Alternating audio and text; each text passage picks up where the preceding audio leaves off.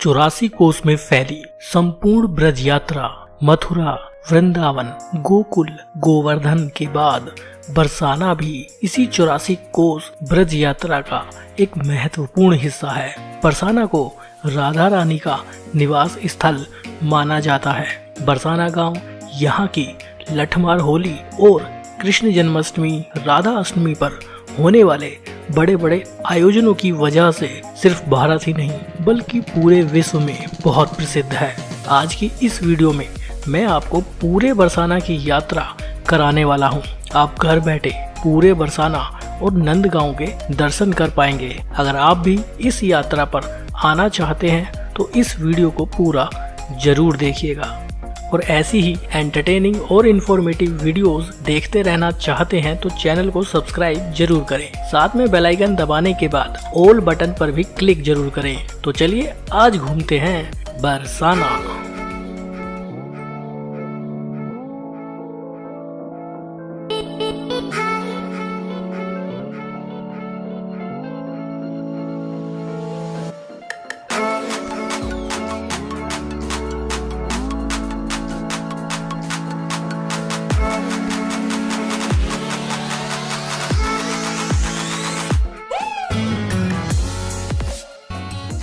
अगर आप भारत के अलग अलग कोनों से बरसाना आना चाहते हैं तो अब बाई फ्लाइट आगरा तक आ सकते हैं। आगरा से बरसाना के बीच की दूरी 116 किलोमीटर है।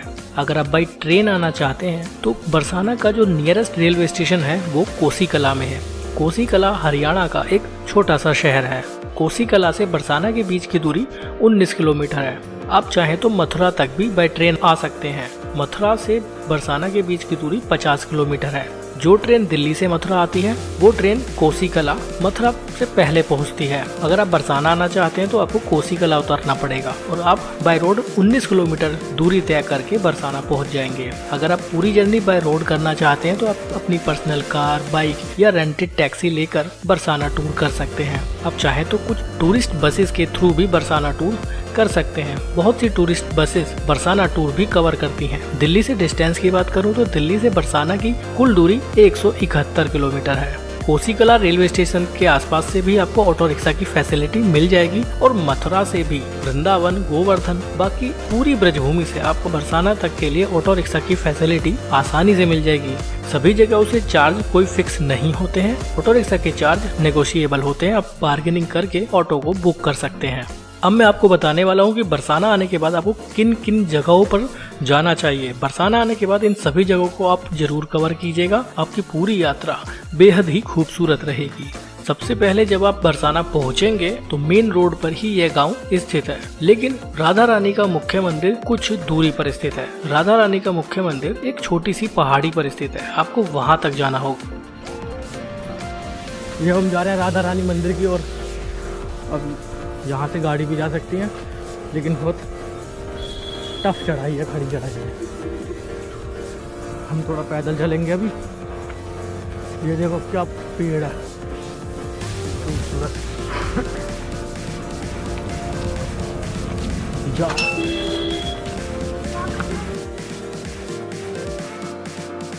अगर आप लठमार होली के समय पर पहुंचते हैं तो आपकी गाड़ी गांव में अंदर प्रवेश नहीं कर पाएगी। आपको बाहर रोड पर ही गाड़ी को पार्किंग में लगाना पड़ेगा।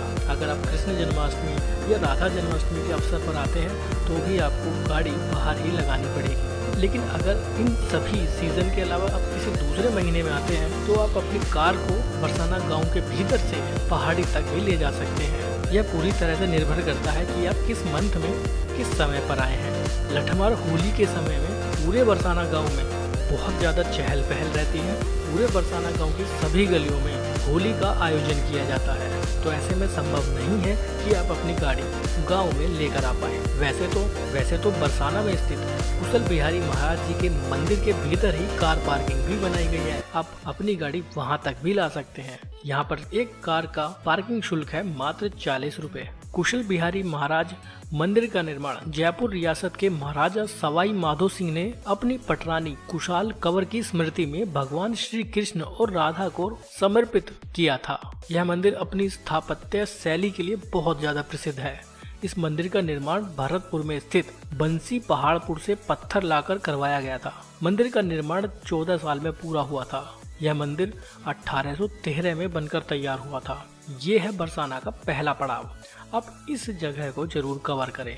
वर्तमान में यह मंदिर राजस्थान के देवस्थान विभाग के अधीन है। आप सभी लोग जानते होंगे कि बरसाना गांव मथुरा जिले का ही एक गांव है जो उत्तर प्रदेश में स्थित है, लेकिन कुशल बिहारी महाराज मंदिर राजस्थान के देवस्थान विभाग के अंडर में रहता है। कुशल बिहारी महाराज मंदिर में दर्शन करने के बाद आप ठीक उसके सामने से राधा रानी मंदिर तक भी जा सकते हैं।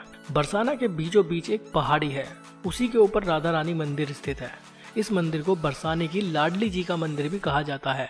राधा रानी का प्राचीन मंदिर मध्यकालीन है जो लाल और पीले पत्थर से बनाया गया है। राधा कृष्ण को समर्पित इस भव्य और सुंदर मंदिर का निर्माण राजा वीर सिंह ने सन 1675 में करवाया था। राधा जी को प्यार से बरसाना के लोग लाडली जी बोलते थे और वृषभानु उन्हें दुलारी कहकर बुलाया करते थे। राधा जी के पिता का नाम वृषभानु और उनकी माता का नाम कीर्ति था।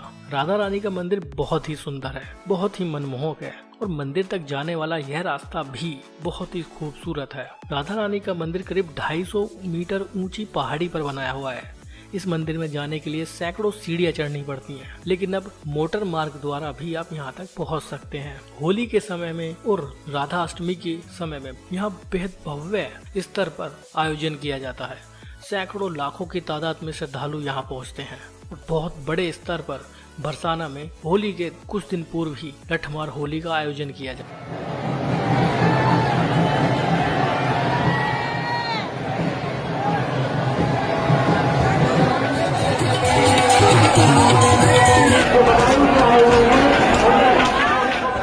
राधा रानी के इस महल से अब बरसाना गांव के भी बेहद खूबसूरत नज़ारे देख सकते हैं। यहाँ से आपको रंगीली महल भी देखने के लिए मिलेगा। मंदिर की ओर जाने वाला रास्ता बेहद सुंदर है। रास्ते में दोनों तरफ बेहद ही सुंदर पेड़ पौधे लगे हुए हैं। खाने पीने की व्यवस्था का भी इंतजाम पूरे रास्ते में आपको देखने के लिए मिलेगा। साथ ही साथ प्रसाद की दुकानें भी आपको रास्ते में देखने के लिए मिलेगी। राधा रानी मंदिर की ओर जाने वाले रास्ते में एक निःशुल्क भोजनालय भी है, जहां अमूमन निःशुल्क भंडारे का आयोजन चलता रहता है।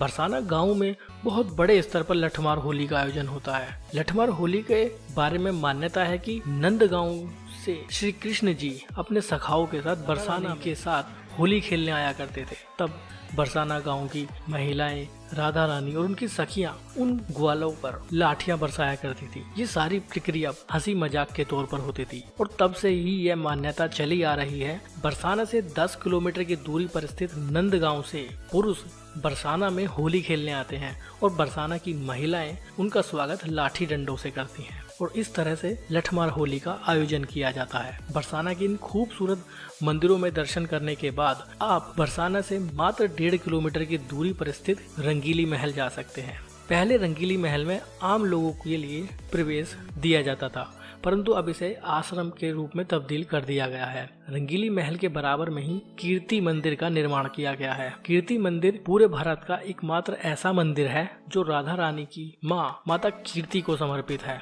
यह मंदिर भी बेहद खूबसूरत है। बरसाना के रंगीली महल परिसर में बना यह भव्य कीर्ति मंदिर वास्तुकला का बेजोड़ नमूना है। यह मंदिर जगत गुरु कृपालु महाराज ने बनवाया है। मंदिर प्रबंधन का दावा है कि यह देश में राधा रानी की मां कीर्ति का इकलौता मंदिर है। इसकी भव्यता भक्तों को बरबस अपनी ओर आकर्षित करती है। बहुत बड़े क्षेत्रफल में फैला कीर्ति मंदिर बेहद ही खूबसूरत पत्थरों से बनाया गया है। आप एक बार यहां अवश्य जाएं। कीर्ति मंदिर में दर्शन महज 9 से 10 किलोमीटर की दूरी पर स्थित नंदगांव आप जरूर जाइएगा। नंदगांव वही गांव है जहां कृष्ण जी ने 11 वर्ष के बाद अपना आगे का जीवन बिताया था। होली के समय यहाँ भी बहुत बड़े स्तर पर होली का आयोजन किया जाता है। नंदगांव की इन गलियों में बहुत बड़े स्तर पर होली खेली जाती है। हजारों लाखों की तादाद में श्रद्धालु नंदगांव में होली खेलने आते हैं। नंदगांव में श्री कृष्ण जी का घर स्थित है। यह वही घर है जहां नंद बाबा अपने पूरे परिवार के साथ यहां निवास करने लगे थे और अपने परिवार ही नहीं बल्कि गोकुल में मौजूद पूरे गांव वालों के साथ नंद बाबा इस स्थान पर आ चुके थे और एक नया गांव बसाया गया था जिसका नाम नंदगांव रख दिया।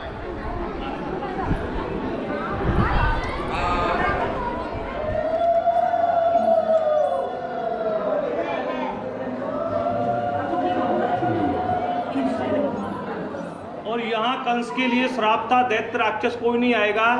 राक्षस दैत्य यदि आएगा पाषाण हो जाएगा, पत्थर का बन जाएगा। तो गोकुल गांव छोड़ करके यहीं पे बालकृष्ण भगवान को लेके नंद बाबा रहे थे। यहाँ अभी दर्शन खुलेगा, पूरे परिवार का दर्शन है। अयोध्या में जिस प्रकार मर्यादा पुरुषोत्तम राम जी का घर है, उसी प्रकार ये लीला पुरुषोत्तम भगवान कृष्ण का निजी घर है। हाथ जोड़ो सब लोग और जय बोलो नंद बाबा की, वृंदावन बिहारी लाल की, अपने अपने गुरु महाराज की, आज के आनंद की। सब लोग बोलो राधे राधे, राधे राधे।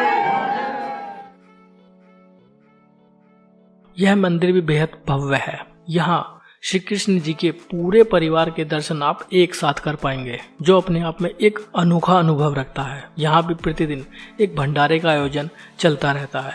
अब भंडारे का प्रसाद भी अवश्य ग्रहण करें।